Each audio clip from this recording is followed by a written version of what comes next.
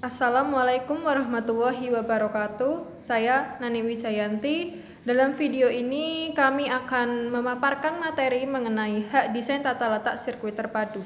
Ada beberapa poin yang akan kami sampaikan dalam video ini, yaitu yang pertama, sejarah desain tata letak sirkuit terpadu, yang kedua, ruang lingkup hak desain tata letak sirkuit terpadu, yang ketiga, permohonan pendaftaran hak desain tata letak sirkuit terpadu, yang keempat, ada pengalihan hak desain tata letak sirkuit terpadu, yang kelima, yaitu ada penyelesaian sengketa hak desain tata letak sirkuit terpadu. Nah, kali ini saya akan membahas mengenai sejarah desain tata letak sirkuit terpadu. Nah, desain tata letak sirkuit terpadu atau yang biasa disingkat dengan DTLST ini merupakan bagian dari temuan yang didasarkan pada kreativitas intelektual manusia yang menghasilkan fungsi elektronik. Desain tata letak sirkuit terpadu ini sendiri itu lahir pada tahun 1984 di Amerika Serikat melalui Semiconductor Chip Protection Act atau SCPA. Pada awalnya, Jepang merupakan sasaran utama dari pengaturan DTLST ini sebagai pesaing utama DTLST. Namun, dalam perkembangannya, Jepang kemudian mengikuti langkah Amerika Serikat dengan mengkopi SCPA tadi. Setelah itu, akhirnya bangsa-bangsa sepakat untuk membentuk suatu perjanjian yang dikenal dengan Treaty Intellectual Property in Respect of Integrated Circuit atau Washington Treaty pada tahun 1989. Perjanjian ini berguna untuk membuat pengaturan lebih lanjut mengenai penggunaan desain tata letak sirkuit terpadu. Prinsip-prinsip perjanjian tersebut itu lebih lanjut diakomodasikan ke dalam TRIPS atau TRIPS.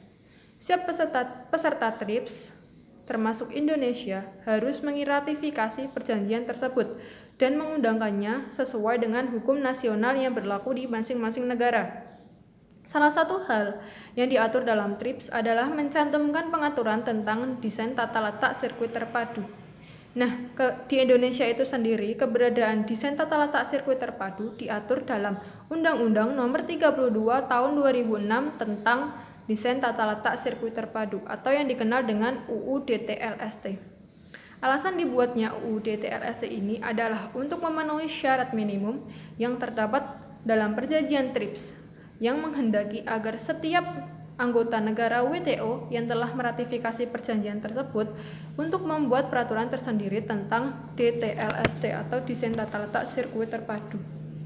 Undang-Undang Desain Tata Letak Sirkuit Terpadu ini sendiri merupakan undang-undang yang memberikan perlindungan hukum terhadap hak desain tata letak sirkuit terpadu yang diajukan dengan permohonan oleh pendesain atau badan hukum yang berhak atas desain tata letak sirkuit terpadu. Pengaturan pelaksana lebih lanjut tentang desain tata letak sirkuit terpadu ini diatur dalam Peraturan Pemerintah Nomor 9 Tahun 2006 tentang tata cara permohonan desain tata letak sirkuit terpadu yang selanjutnya disebut dengan PPDTLST. Kehadiran PPDTLSTI tersebut diharapkan mampu menjadi solusi sehingga para pendesain yang menciptakan DTLST mengetahui secara pasti syarat dan prosedur pendaftaran DTLST.